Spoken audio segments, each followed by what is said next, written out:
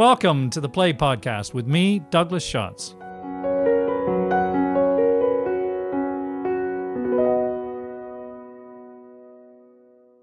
Hello, and welcome to episode 113 of the Play Podcast, where we explore the greatest new and classic plays. I'm Douglas Schatz, founder and host of the Play Podcast.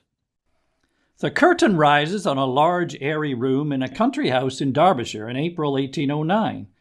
The room serves as a schoolroom, and at the table in the centre sit Thomasina Coverley, a girl of 13, and her tutor, Septimus Hodge, a worldly young man of 22. Thomasina possesses a precocious intelligence and curiosity. Indeed, her curiosity spans myriad areas of interest, including mathematics, the physics of Newton and its application to the question of free will, garden design, and perhaps most of all, the mysteries of love and what her tutor calls carnal embrace. The mathematical investigations and pencil drawings that Thomasina records in her notebooks will be found and puzzled over by characters in this very same room in 200 years' time. This is the setting of Tom Stoppard's dazzling play, Arcadia, which is a structural masterpiece of ideas, as well as a teasing detective story, joyous comedy, and emotionally rich exploration of love and loss. Arcadia premiered at the National Theatre in London in 1993 to great acclaim, followed by revivals in the West End and the Lincoln Center in New York in 1994, winning the Olivier Evening Standard and New York Drama Critics Circle Awards. As we record this episode, a wonderful new production is playing at the Duke of York's Theatre in London's West End, following its acclaimed run at the Old Vic Theatre earlier this year. The current revival is an event made all the more potent and poignant by its following so closely upon Stoppard's death this past November. Arcadia is viewed by many as Stoppard's finest play, renowned for the breadth of its intellectual interrogations and its formal invention. I confess that I am simultaneously daunted and exhilarated by the challenge of exploring and in any way explaining the head-spinning richness of this play. I finally counseled myself to conclude that the play is not intended to be a test, so that I should simply enjoy the fizz it creates in my brain and heart, accepting, as its characters and author do, that one cannot decipher or account for everything one does or doesn't understand. Fortunately, I have an immensely qualified comrade in arms with me today to share the pleasure of exploring Stoppard's mesmerizing universe, none other than the director of the new production, Carrie Cracknell. I'm thrilled to be able to meet Carrie because she is responsible for directing several of the most memorable theater productions I have ever seen, including her renditions of Medea and The Deep Blue Sea at the National Theatre, which were both graced by stunning performances by Helen McCrory, and which inspired this podcast's episodes on those plays. Her other directing credits include The Grapes of Wrath, Julie and Blurred Lines at the National Theatre, Portia Coughlin and Oil at the Almeida, Macbeth and A Doll's House at the Young Vic, and Birdland with Andrew Scott at the Royal Court. She's also directed opera at the English National Opera and the Met in New York, as well as a feature film adaptation of Jane Austen's Persuasion. Her most recent outing was a typically clear-sighted and moving production of Fran Kranz's unflinching look at restorative justice, Mass, at the Donmar Warehouse this spring. Welcome to the Play Podcast, Carrie. Thanks so much for joining me. Thanks. Lovely to be here. My first question is, what is it about this play that drew you to want to direct it? I'd always loved Arcadia. I studied it actually when I was 18, and I had an incredible teacher, Mr. Malin, who really unlocked the play for all of us. And I've always found the combination of the intellectual challenge and the rigour of the writing, but also the humour and the playfulness and the sexuality in it, just a very unusual and compelling mixture. And so when the conversation was happening at the Old Vic about the possibility of directing it, I jumped at the chance. Yes, well, I'm glad you had someone to help you study it, because it's pretty complicated, isn't it? I can't resist asking you if you had any personal input from Tom Stoppard as you prepared for the production at the Old Vic last autumn.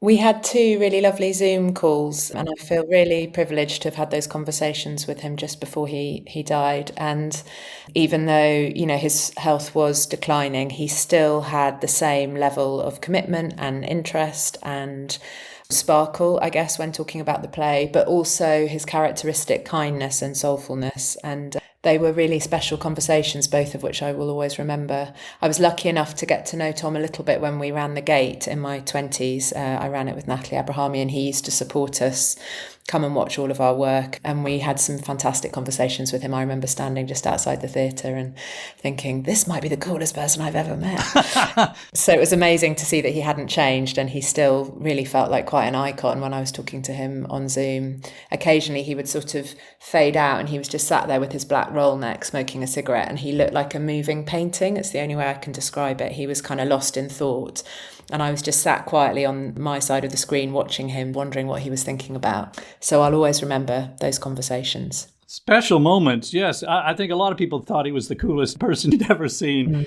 And I love that word sparkle, because everything about this play, for example, sparkles. Mm. Was there anything particularly he gave you that you took away in preparation for the play?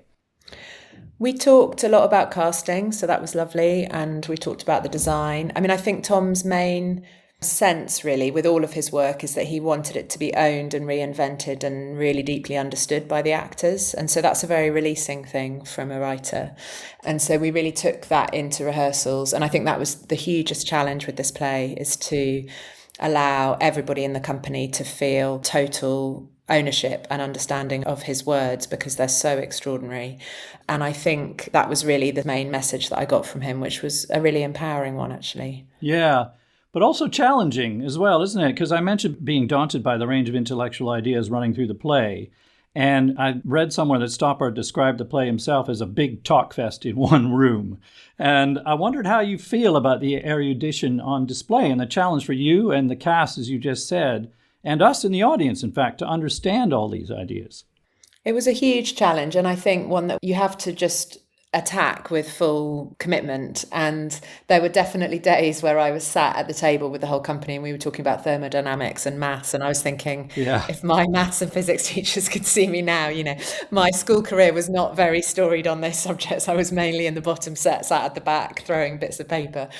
So to suddenly find myself trying to understand and articulate these ideas collectively was really challenging. But we had a brilliant associate director, Anna Ryder, who did lots of work and research. And then we also worked with specialists. So, we were really trying to unpick it all together. And actually, what's really interesting for actors is that they're often having to, in this case more than normal, but access ideas that are not ideas that they own for themselves. And the most important thing is that they feel enough ownership that they can talk fluently and with commitment and with passion. Yeah.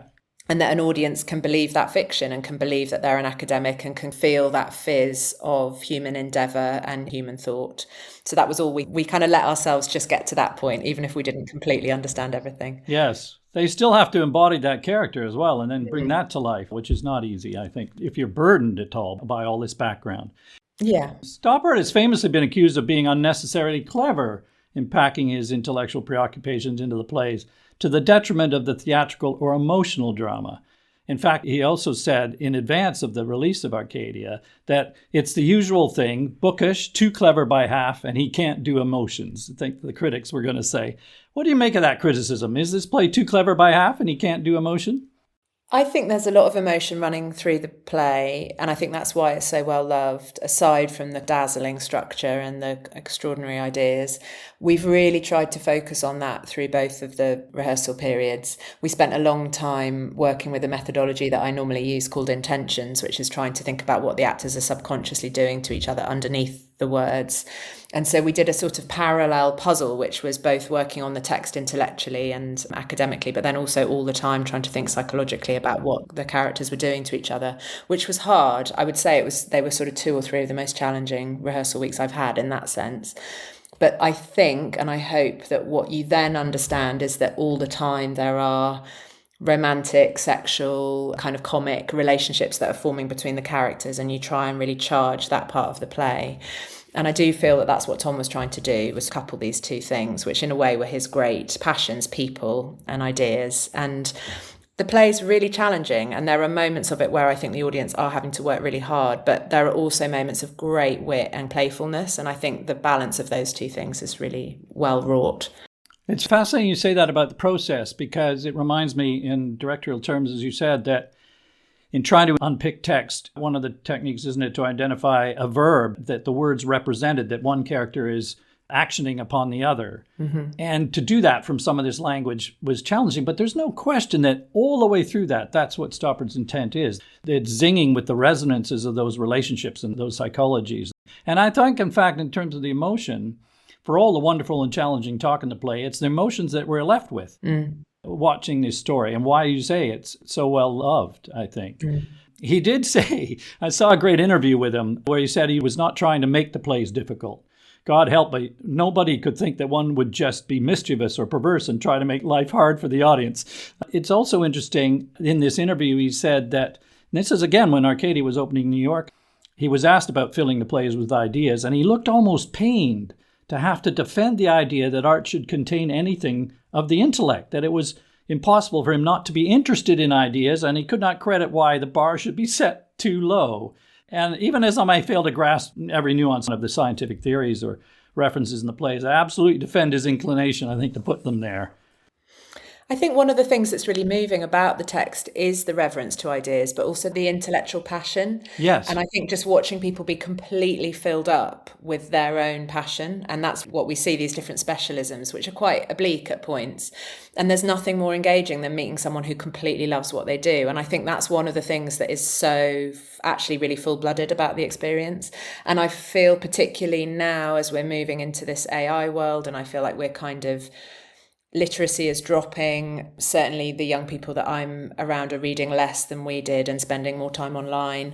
I feel this huge grief actually when I watch the show sometimes about even just the sort of innocence, I guess, of the idea of, you know, these moments of people being completely fixated with the truth and with discovery and with really complicated ideas and trying to expand their minds in that way. And it feels almost like a hymn to a period that we're kind of moving away from. And for me, that's been one of the things that's been most thrilling, actually, about trying to render that time period on stage. Yeah, I agree with you that even if you don't actually understand the specifics, you do feel the energy, and it's infectious, the thrill of the chase for discovery that they're all wrapped up in. And of course, as you say, actually even more that it's a paper chase a lot of the time. The other important thing I think to say is that for all the intellectual challenge, Carrie, the play is wonderfully funny, isn't it? The wit of his language is just a constant joy. It's wild. I mean, his timing, the playfulness of the ideas, the absolute precision of the jokes. And it was really interesting because in rehearsals, you don't really fully get the sense of that, like quite how that's going to land. Okay. And you feel it in the language. And of course, the other actors would come in. And there's a beautiful thing in rehearsing this play because you rehearse the two separate time frames. And then the actors from each company meet each other in the run-throughs. So there was this lovely organic thing where you get a fresh audience often. So the 1809 gang would come in and watch the 1993 scenes and vice versa. So we would be getting laughs in the room, but you didn't really have a sense of how that would land with an audience. And so I remember the first few previews in the Old Vic, we were so stunned by the intensity of the response. And it really is. I mean, it's the funniest thing I've ever worked on. And I think that's a huge part of why people get so drawn in. Yeah, I mean, he has such a twinkle in his eye all the way through in the wit of this dialogue. It's loaded with double meanings and subtext and metaphoric associations and jokes, essentially, in the language as well, but also this kind of Wildian wit. There's some fantastic, almost aphorisms, which I could quote endlessly, really. And that's, as you say, audiences absolutely respond to, and it must be a joy as actors to work with. The other thing I was going to say about the interview I watched was, in the same breath that he's talking about the importance of ideas, he said that the play primarily needed to have a good story. He said that story had become more important to him by the time he came to write Arcadia. And Arcadia contains a good story, doesn't it? I mean, I wonder for listeners who are not as familiar with the play, we could try and give a brief introduction to what happens, perhaps by introducing the characters in the two main time settings. And the plot is a bit of a kind of mystery, not exactly a whodunit, maybe a who wrote it or whatever. And it's quite complicated. But can we give a little bit of an outline to give listeners an idea of what's going on here? Yes, I think you've given quite a lot with your introduction, so why don't we try and just thread through the detail? So in 1809, we have Thomasina, who's this incredible maths prodigy, who lives in a stately home with her mother, who's Lady Croom, who we meet, and her father we don't meet. And she's taught by Septimus, who is an incredible intellectual tutor. And that's very ahead of its time, the fact that as a young woman, she would have a male tutor. And he almost can't keep up with the scale and expanse and bravery of her thinking. She keeps coming up with new concepts and asking him if she's the first person to think of it. And he keeps saying, yeah, I think you might be. So she's exploring and generating new ideas around maths, physics, chaos theory, thermodynamics, all of these big concepts, but also on a journey of discovery about her latent sexuality. She begins the play at 13, and by the end of the play, she's approaching 17, her 17th birthday. And she has a kind of complicated relationship with her mum, Lady Croom, and through the action of the play, there is also an affair that happens between Septimus and Lady Croom. So this is a landscape in Sidley Park that's full not only of academia, but of sex, affairs, and misunderstandings and humour. And at the beginning of the play, we also meet Chater, who is an aspiring poet, but a terrible poet, and he's written 2 verse poems. And Septimus the tutor has written a terrible review and is about to write a second terrible review of these 2 poems. So Chater's very upset about that, and he sends a series of letters threatening a duel to Septimus. So this is the kind of the context that we're in the first time period. Also, partly because he's discovered that Septimus has slept with his wife. Yes, exactly. That's very key. Sorry, I forgot that. So this drama's kind of set up. There are a series of letters sent between the 2 men, which are about this revenge for the sexual indiscretion and also the bad reviews. And then we move in time to 1993 and we meet 2 main characters there. Hannah, who's a researcher and writer in garden design and also literature, who's working at Sidley Park writing a book about hermits. And we also meet Bernard, who is a kind of bullish and quite arrogant academic who arrives trying to investigate this mystery because he's found a copy of one of these poems, a published copy, with the 3 letters inside it that had been exchanged between Chater and Septimus. And he has convinced himself that Lord Byron has written these letters and has killed the poet Chater in a duel. And so the context of these 2 is that they're then trying to unpick this puzzle of whether or not Byron was a murderer effectively, and he becomes completely obsessed that this is the truth. Of course, we as the audience know that that's not the case. We know that Byron is in this earlier time period, but we've seen the drama already unravelling between Septimus and Chater. And so that's what sets up the play. And really it operates as a kind of incredible mystery between these 2 time frames. And we keep jumping back and forth. We learn new details about the character's story each time we go back to 1809.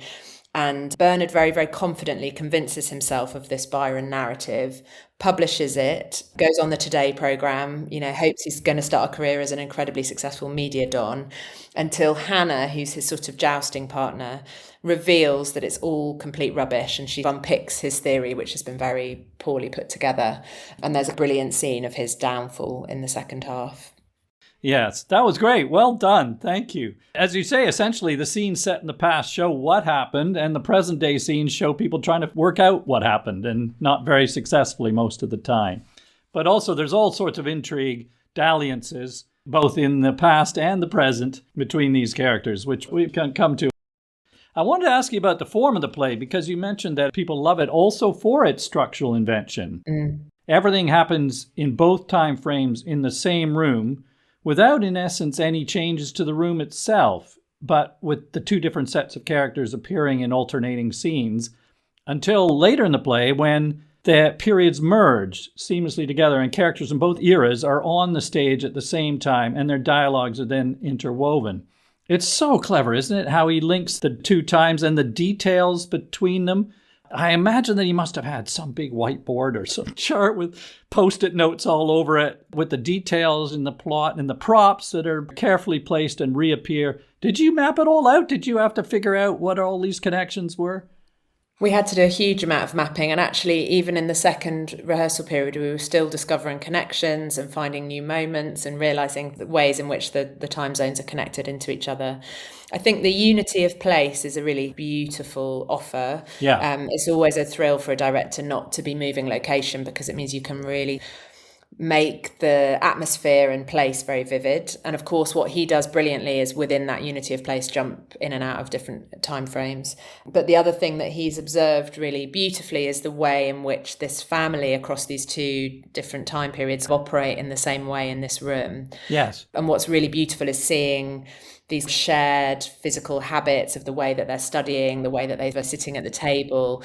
And there are all these connections all the time. And in the final scene where the two time frames link and happen concurrently on stage, it's incredibly pleasing to watch these interwoven bits of human behavior through time. Because there's a sense of repeating patterns, as you say, but literally, of course, these characters are descendants of the characters 2 centuries earlier, right? The same family still owns this house. Yeah. So there's a bloodline there, or a connection in that sense.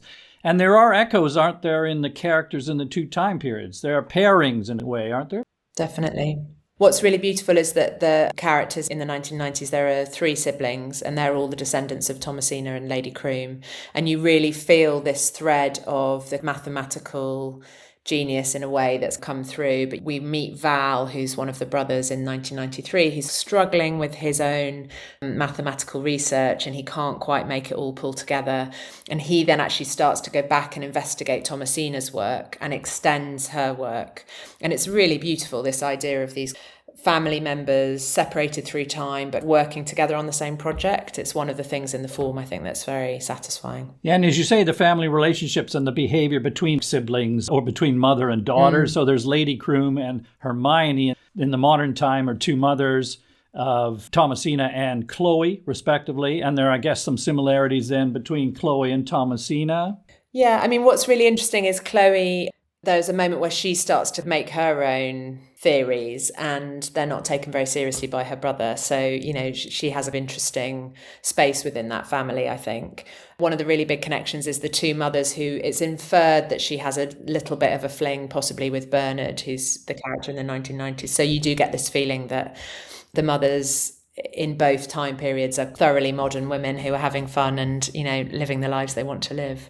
Yeah. And then we touched on the fact that there are all these details of props, for example, that are absolutely vital to the mystery at the center of the play and are seeing the connections between the past and the present. And one of my favorite props is the live tortoise. Tell us about the live tortoise on stage in this play. So there is a tortoise that links the time periods. He's known as Plautus in the 1800s and Lightning in the 1990s. And he becomes a really key part of how the mystery is solved. There's a portrait of Septimus with his tortoise that's made by Thomasina in the 1800s. And it's one of the key pieces of evidence that's discovered by Gus and given to Hannah in the 1990s. So it's how she unlocks this whole thing that she's investigating. And it's a real challenge. But we actually have effectively a puppet tortoise, which the actors manipulate on stage. We looked into having a real tortoise, but they actually move really quickly and are quite challenging to have on stage. And because we have a revolve with no walls, we were quite worried about how we would keep it safe. It could escape into the audience. Exactly.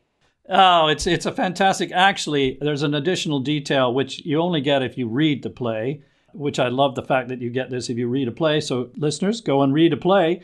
Tom Stoppard's stage direction when he introduces the tortoise initially is it was sleepy enough to serve as a paperweight. But in reality, yours is a bit quicker, obviously. That's such a lovely Stoppardian line, isn't it? Mm-hmm.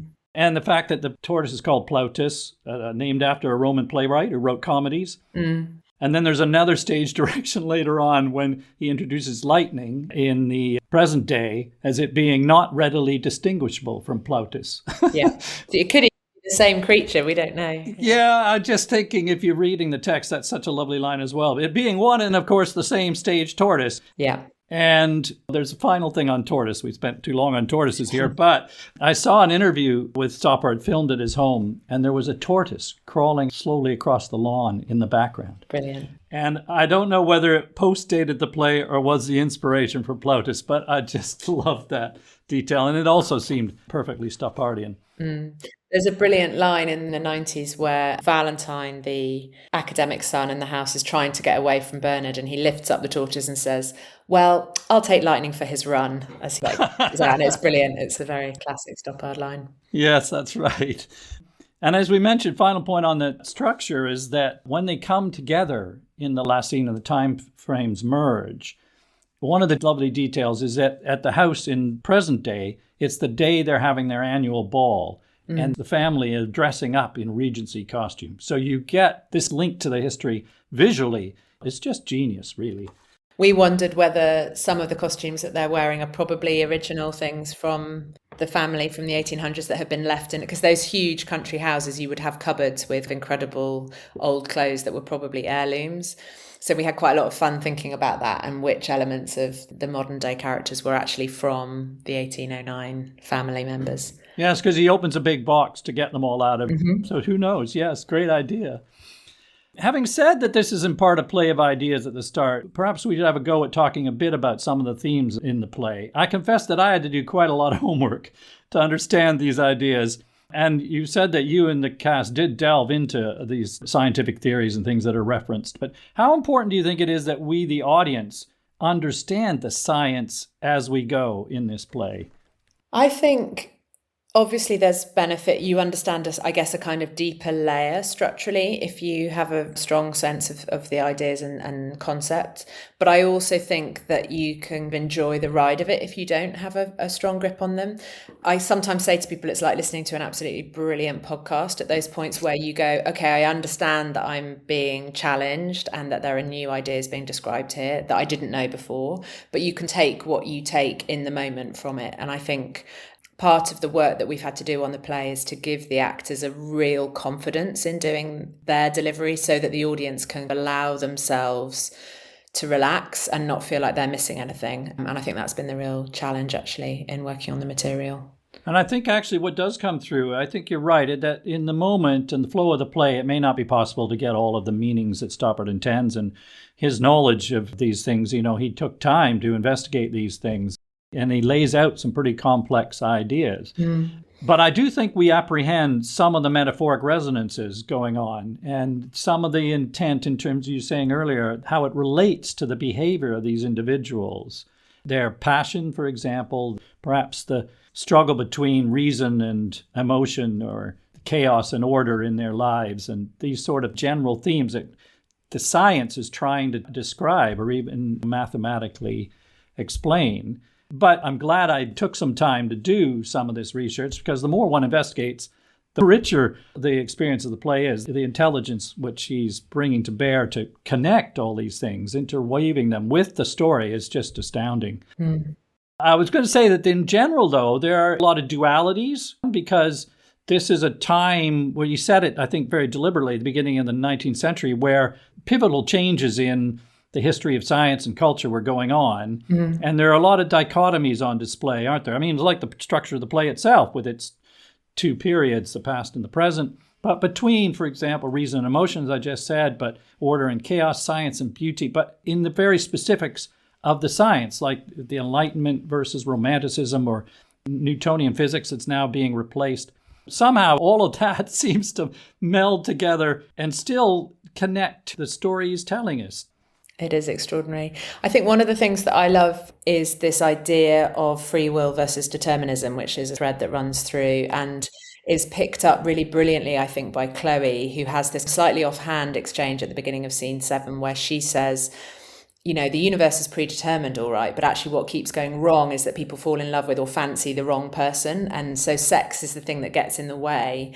And it's a joke in a way in the moment where she says it, and it's slightly put down by Val. But actually, I think it's really at the centre of what Stoppard's trying to get at, which is this idea of predetermined action or behaviour or a plan, like humans having a plan is one thing. The world operating to some sort of bigger set of ideas is disrupted and dismantled by actually wanting human emotion. And in a way, I think that's one of the central themes that most vividly describes what the play is trying to do, which is about people having one intention and then being derailed by feelings and by bad behaviour and by being immature and by wanting someone sexually. And so there's sort of both chaos and order, but also free will and predeterminism are sort of all bound up, I think, in that idea. And it's a really satisfying moment for me every night when I hear that. Yeah, you're right. Chloe comes into this discussion about determinism, and the only thing going wrong is people fancying people who aren't supposed to be in that part of the plan, Exactly. as she says, which, yeah, I mean, we make a mess of things generally in that regard, don't we? And I read somewhere that Stoppard said that when he was asked what the play was about, he said love, which is a slightly surprising answer given all the ideas on display. But I think at its centre, it's about longing for love. You know, Thomasina is longing for love. She develops feelings for Septimus. He develops feelings for her. Their relationship is never fully realised. She's longing for love from her mother. Her mother's falling in love constantly with men who aren't her father. And then in the contemporary time frame, you know, there's some version of events where you can imagine that Bernard and Hannah would end up together, but they just can't. They can't find a way to really connect. He ends up having a fling with Chloe. Hannah really is kind of alone at the end of the play. And Val is desperately in love with her and she doesn't really feel strongly enough about him. So you're really watching humans dealing with that dilemma actually at its centre. That's what the dramatic action is. And in a way, the ideas are a way of excavating that central journey, I think. That's absolutely right. That's what we are taking away from the play, as we said earlier, and that's what we're responding to, is these human characters and their interrelationships and their disappointments, desires. I mean, Gus, for example, in the modern day is the youngest son, I guess, of the three children, and he doesn't say a word the entire play. No. We're not entirely sure why he doesn't say anything, whether he's capable of speaking or not. Yeah, all we know in the play is that he speaks until the age of 5. And then what's very beautiful in the structure is that he is the only actor that doubles. So he plays Gus in the 1990s, but in the 1800s, he's Thomasina's brother, Augustus, and he does speak in that time frame. So that's one of the very pleasing structures. When you get to scene 7, the end of the play, and the two stories start to interweave, there's this brilliant moment for the audience where you suddenly realise that the actor playing Gus has become Augustus and he's a new character. Yes. And also I was going to say, in the context of love, he has a strong affection for Hannah. Yeah. Which she begins to understand, and I guess can't really respond to because he's quite a bit younger. Yeah.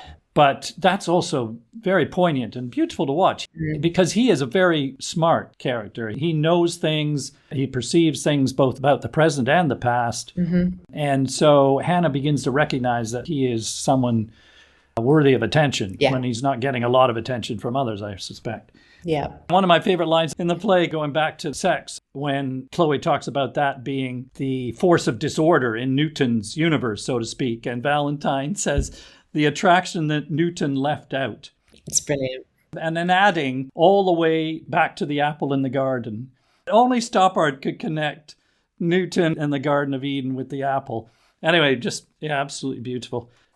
Right, we started talking a little bit about some of these characters. Can we talk a bit about Thomasina? Because she is just a wonderful character, isn't she? It's an astonishing portrait.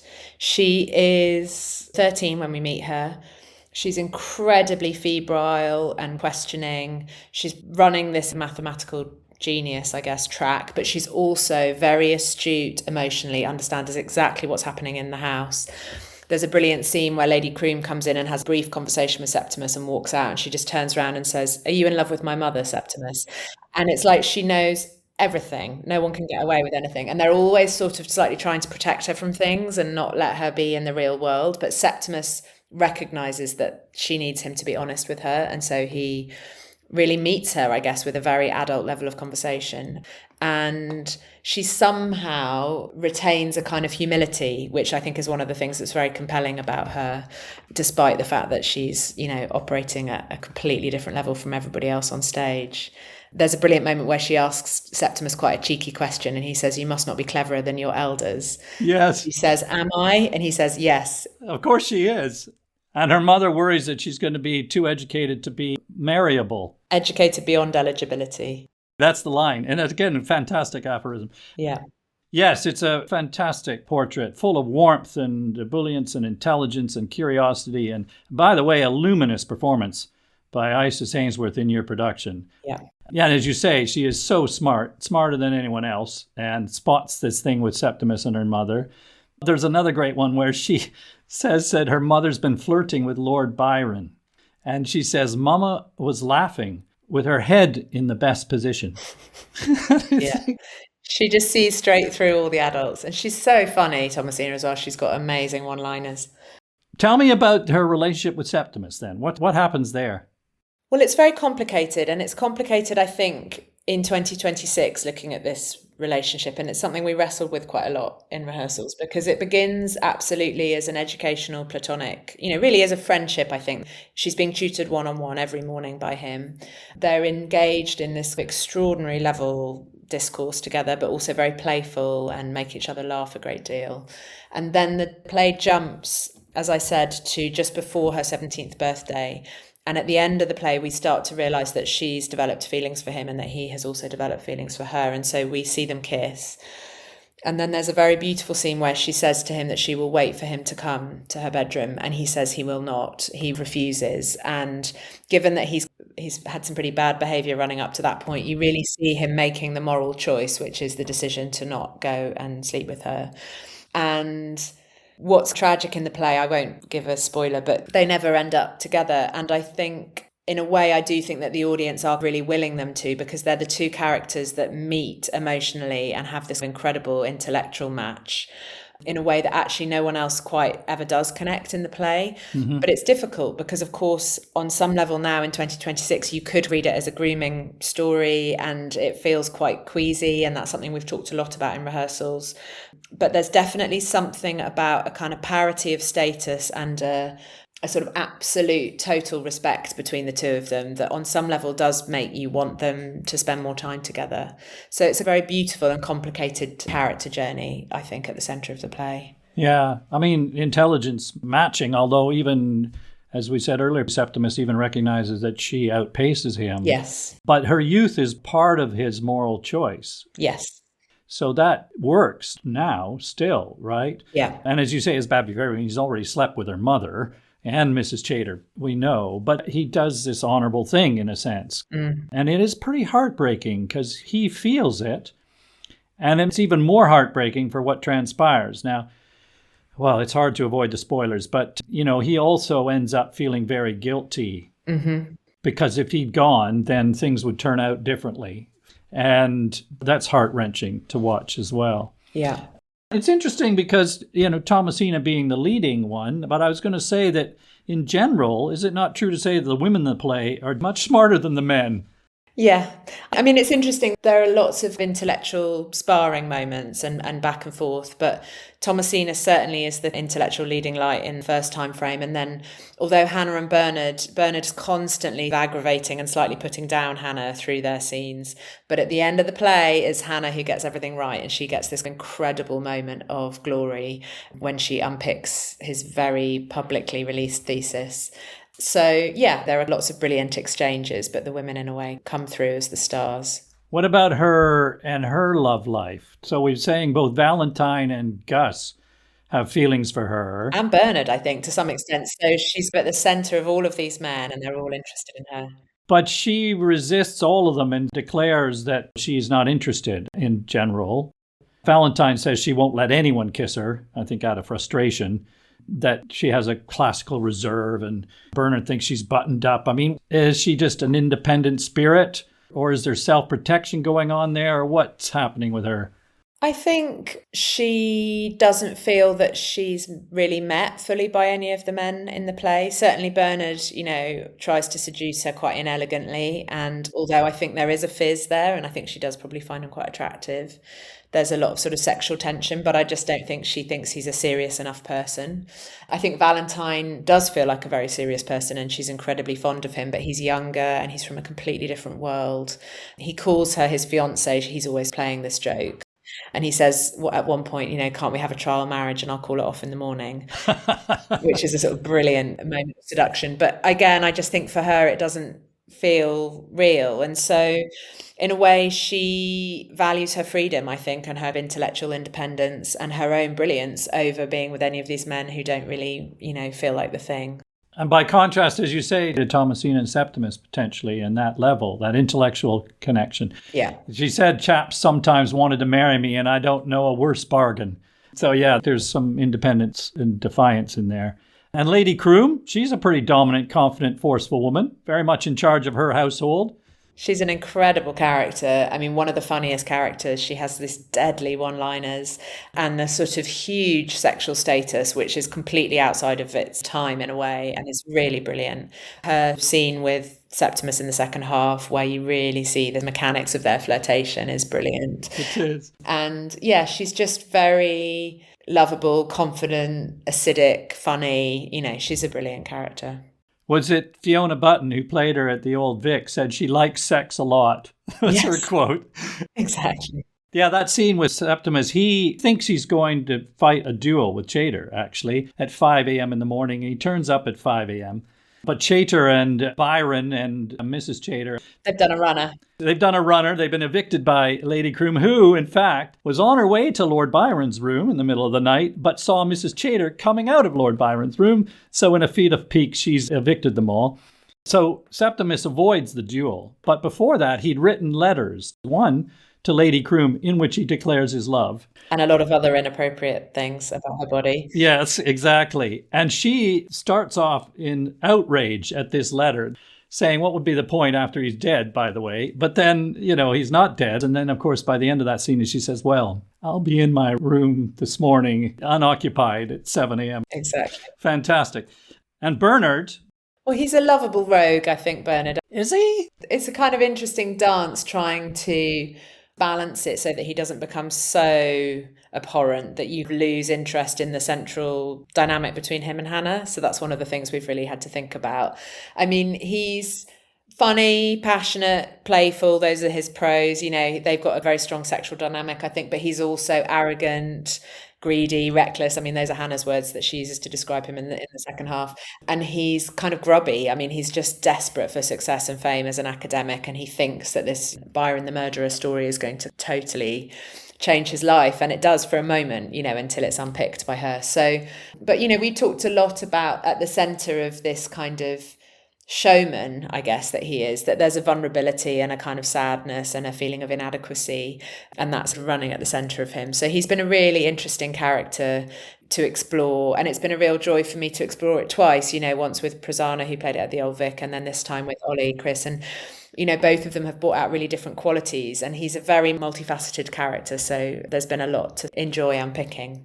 Yes, because he is preening and self-centered and obnoxious, and his attitude to the women when he's seducing Chloe and propositioning Hannah, just ridiculous, really. But there is some kind of sympathy for him when he gets his comeuppance, I suppose, which he does. He gets his comeuppance.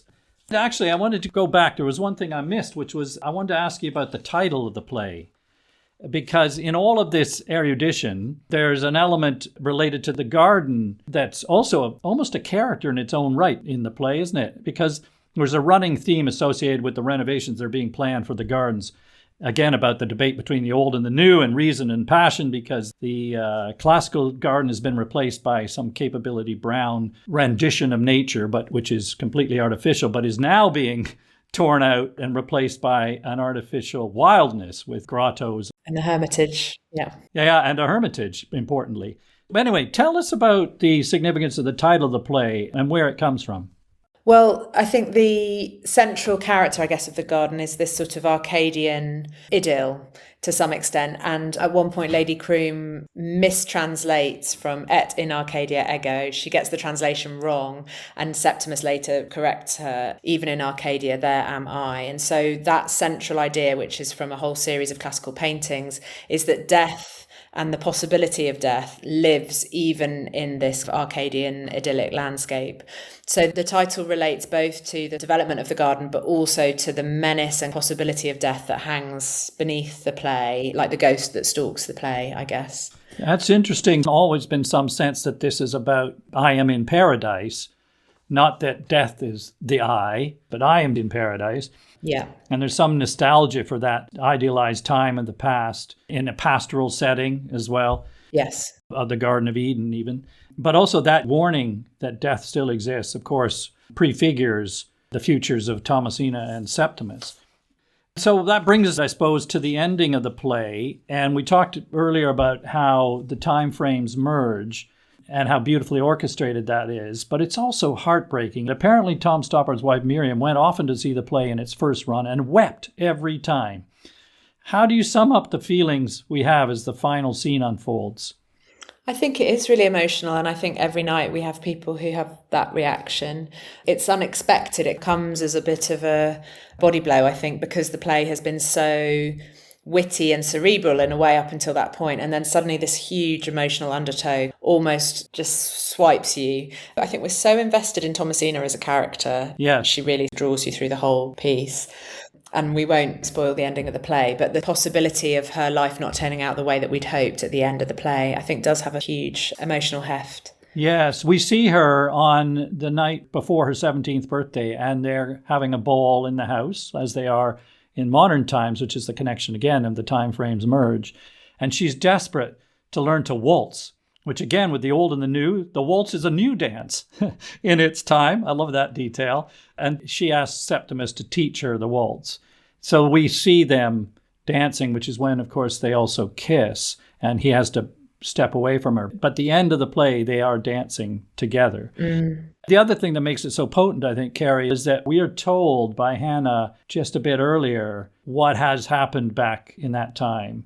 So there's a dramatic irony where we, the audience, understand what the future of these characters is, and they don't, of course. And that makes it quite painful to watch. Yeah. I think that sense is very satisfying at many moments in the play where you, as an audience, you have a bigger understanding of what's occurring. And I think that really works beautifully at the end of the play.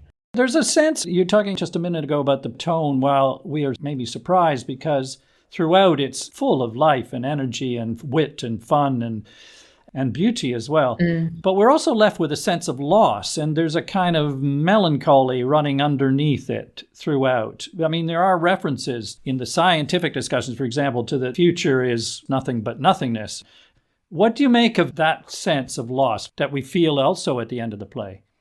I think the feeling of melancholy and of missed opportunity and of not quite being able to make the most of your possibilities in life is really profound, isn't it? It's a very profound human experience, and I think that's what Tom is trying to describe at the end of the play. There's this amazing line that Septimus has in scene 7 when he says, "When we have found all the answers and lost all the meaning, we will be alone on an empty shore." And it's the line every night that kind of gives me like a tingle down the back of my neck, because again, for me, really relates to AI actually, and to this idea of this loss of the purposefulness of human investigation and, you know, trying to build a bigger life than the one that you were given. And I think that's what all of these characters in different ways are trying to do. And the melancholy, I think, comes from this idea that maybe not everybody's going to end up with the person that they hoped they would end up with, and that aloneness. It's very evocative at the end, because in the 90s, they're having this huge garden party, which you hear off stage. For me, it always reminds me of that feeling that we've all had where you've been at a New Year's Eve party or something and you hear people having a great time next door, but you feel disconnected, or you're alone, or you just don't quite feel like you're in the right place. And I think that's such a human experience, that idea of why am I not living fully in this moment? And Tom puts both time frames, action, in relationship to this party that's happening elsewhere. And I think it's a stroke of genius, because it's really trying to articulate that kind of yearning, I think. Yeah, but also in the biggest context of things, where they talk about the science, the idea that the world's energy, heat, and light will eventually run out and the universe at last be nothing but dark, void. Yeah. Hannah quotes Byron, of course. "I had a dream which was not all a dream. The bright sun was extinguished and the stars did wander darkling in the eternal space, rayless and pathless, and the icy earth swung blind and blackening in the moonless air." And all pretty bleak, that, as you say, but on a personal level, it's interesting. There's a counter to that, isn't there? This wonderful speech of Septimus's, where, again, one of the themes of the play is about the past, what is lost from the past, what we understand or know about the past, how little we do, because, of course, they all get it wrong in terms of interpreting the past, but also what we inherit from the past, what repeats from the past. We talk about things that were not known in the past, but now are through the evolution of science and mankind's aspiration to know and discover. And that's part of what Septimus, I think, comes up with. The idea that the past is lost. Not everything's lost. We shed as we pick up, like travelers who must carry everything in their arms, and what we let fall will be picked up by those behind. The procession is very long and life is very short. We die on the march, but there is nothing outside the march, so nothing can be lost to it. And Hannah talks about the urge to keep wanting to know is what drives us, that is, I guess, the consolation in our short lives as well. She rejects the idea of an afterlife when Val brings it up, because she says that she doesn't want to go out the same way that she came in. It's the wanting to know that makes us matter. And again, it's that central theme that Tom's coming back to, of finding purpose through passion, really. And I think that's what's described. It's really interesting, this idea of entropy and of the universe moving towards everything becoming room temperature over time, which is one of the key concepts. And obviously that's talking in a time frame of millennia. But it's really complicated and fascinating in a moment now where we're considering climate change as the biggest existential threat to some extent. And we're, all sat in the theatre thankful for the air conditioning because it's so unbelievably hot in the city. So there's an interesting counterpoint, I think, between this idea that's described in the play of the heat and light going out of the world over time. And obviously that's in direct contrast to this very acute moment that we're in of climate change. So that's been a really interesting thing to grapple with intellectually. And it starts to make me think existentially about different kinds of relationships to time that audiences and humans have. Yes, and I think that's an interesting point in relation to the speech I just read from Septimus about what humans have let drop or what we have done. All of this progress, but at what cost? And will we have the intelligence, the creativity, the will, the whatever it is that humankind can bring to bear to solve this existential challenge? The merging of the time frames is also beautiful, isn't it? I can't resist quoting Hermione Lee in Stoppard's biography, talks about the moment at the end of the play, quoting T.S. Eliot's Burnt Norton lines. Time present and time past are both perhaps present in time future, and time future contained in time past. At the still point there the dance is. I thought that was pretty perceptive with the dance and the merging of the times and the thinking, and we've just been talking about the past and whatever future they and this planet have. One of the images that's really beautiful at the end of the play is that Thomasina and Septimus start waltzing and he teaches her to waltz and it becomes a very fluid dance. And then Gus, who's much younger than Hannah, comes in and he's found this incredible picture which unlocks all of her research and he hands it to her. And then he asks her to dance and she says, oh, well, I don't really, she's already said earlier on that she doesn't dance. And then they start this quite stilted, very innocent period dance between the two of them. And so you have these two couples enveloped together, both doing the same movement in different ways across these two time periods. And again, it's been an incredible hymn, I think, to the shared resonances of human behaviour. Yeah, and as you say, that idea of them being on the fringe of the New Year's party that's going on out there, that's brilliant. And yeah, for all the melancholy or loss, I think we still come away, don't we, uplifted, because it's so funny and full of life, so exuberant, this play. The pursuit of knowledge, delight in love and sex and wit and language and beauty. There's a sadness, but a richness. I think so. And I think it's really lovely to watch a drama that doesn't have a nihilism at the centre of it. I feel like in the current moment that we're in, there's a sort of fundamental naivety, although it's incredibly complex.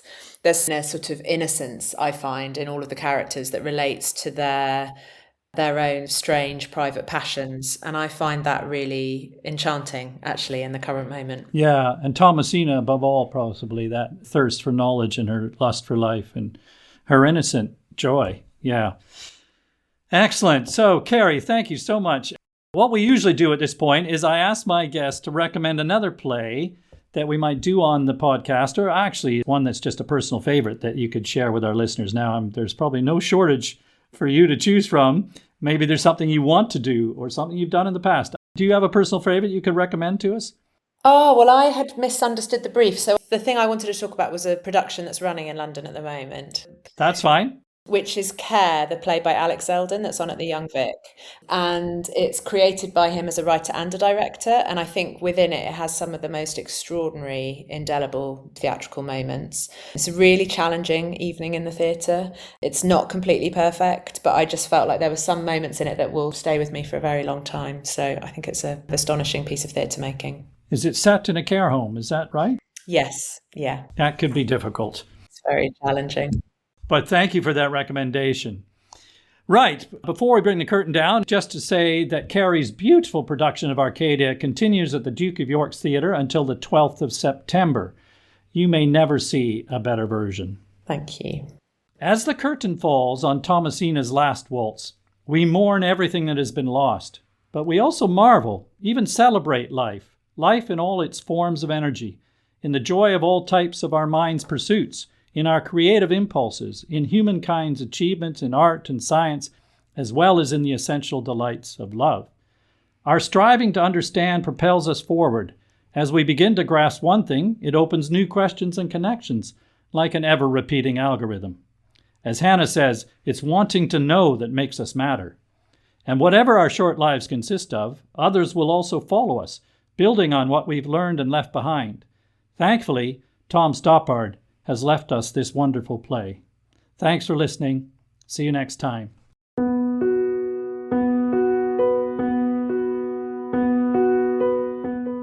There are additional footnotes about this and every other play that we cover in the podcast available to our patrons. Patrons also enjoy early access to our sister podcast, The Play Review, in which Jody Rylett and I share our views on current productions on the London stage. To become a patron, please visit our website at theplaypodcast.com. And don't forget to follow us wherever you listen to podcasts so as not to miss an episode. Thank you again for listening. See you next time.